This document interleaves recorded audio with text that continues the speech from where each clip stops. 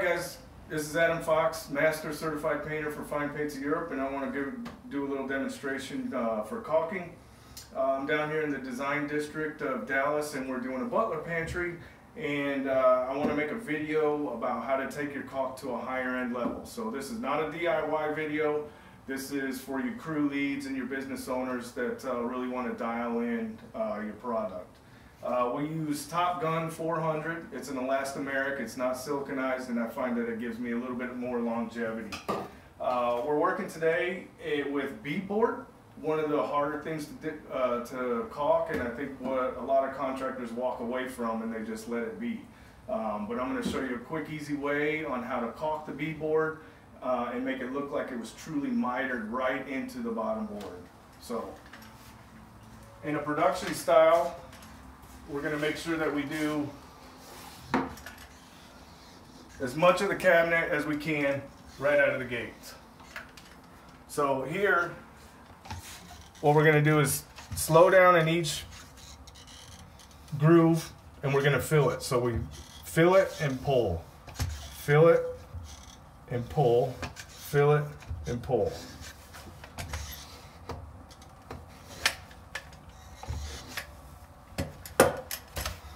Now the key here is to get as much caulk as far down there as possible. So we're pushing the caulk down with each stroke. We're pushing it as much as possible into each groove. Don't worry about the excess at this point. Keeping your finger clean, push it down into each groove as far as possible. And then pull your corners.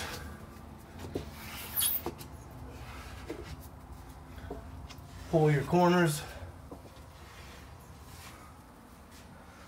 and then we start wiping with the rag, and you want all of the excess out of there.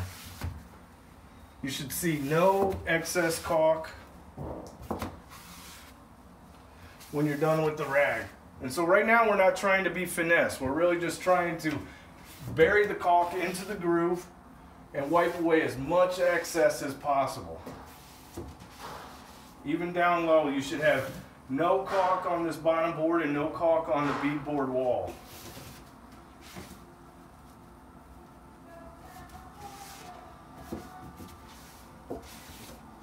So here's the trick with running the bead board.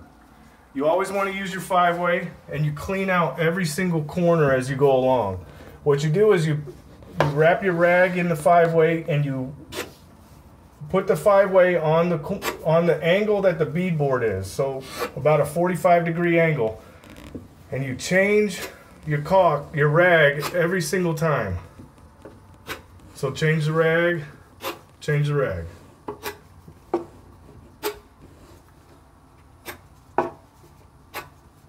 You even clean out the corners.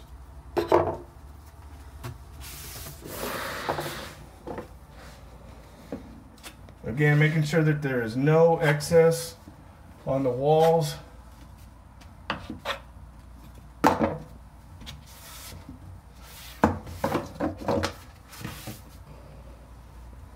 Making sure that each groove is cleaned completely. So now what we have here is the caulk is at least level with this board or below.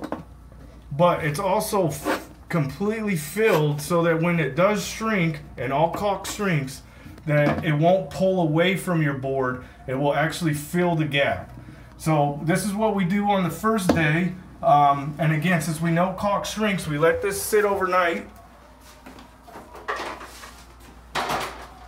And we come over here to what we did yesterday. So now yesterday we can see that we filled this, and we have a good clean line at the bottom here, and our corners are nicely cleaned out. And what we're going to do is just add a little bit in the grooves where it's been cleaned out, because it did shrink and we need to go back and fill it in. This time I take my 5-in-1 and I pull it out, so we get a nice clean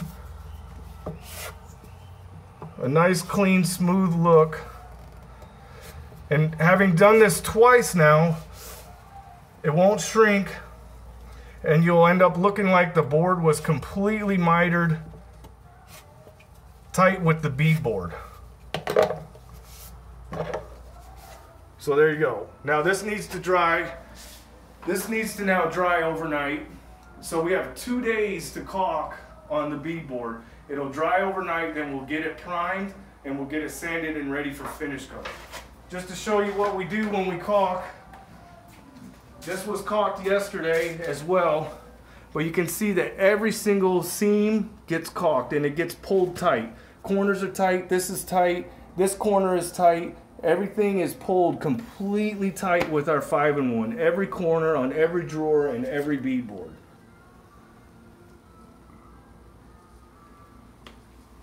And now I'll show you a different bead board application over here. Here we have the food pantry where we have our bead board coming down to our new slab of marble. And again, this was caulked yesterday and we expect there to be shrinkage. So we expect it to take a 2-day process. So we're gonna caulk this one day and pull it tight, and then we're gonna come back the next day, which is today, and put another layer of caulk on there, and I'll show you how to do this one. Just need a small bead this time. And again, as with all caulk, the first thing you do is you wipe it with your finger. That's the very first step, to push it in as far as you can to every crack and crevice.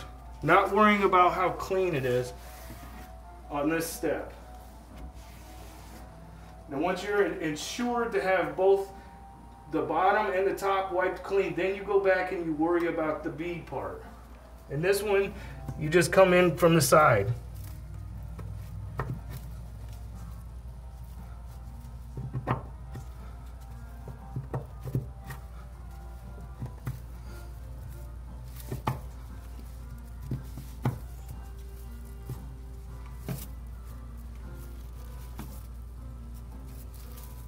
Again, changing your rag, every single pull, you change your rag. It's the only way to keep this clean. The only way to do these kind of caulk job is to remain absolutely as clean as possible.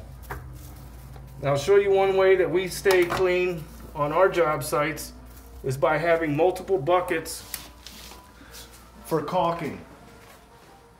So what we have here is we have essentially an empty bucket. This is where all dirty rags go into, and we have a clean bucket here that has about 10 or 15 rags in.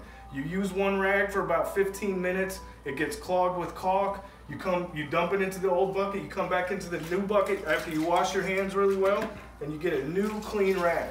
And you don't go back into this bucket. That way it ensures that your rag isn't slopping around and getting caulk all over and your hands stay clean. You can caulk like this for 8 to 10 hours and have clean caulk lines at the end of the day.